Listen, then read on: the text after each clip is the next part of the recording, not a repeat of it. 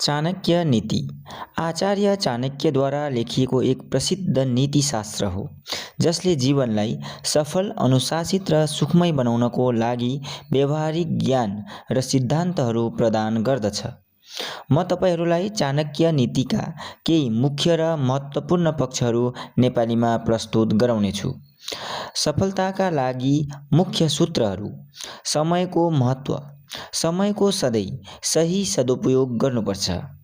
सफल हुनको लागि समयमै काम गर्ने र योजना बनाएर अघि बढ्ने बानी बसाल्नुपर्छ।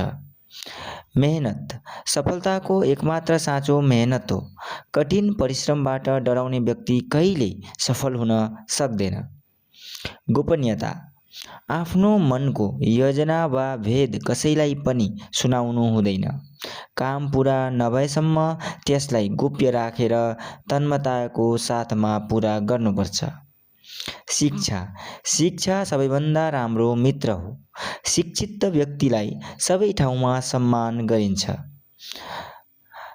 चाणक्य भन्दछन् धन र व्यवहारप्रति सम्बन्ध नीति। पूजाको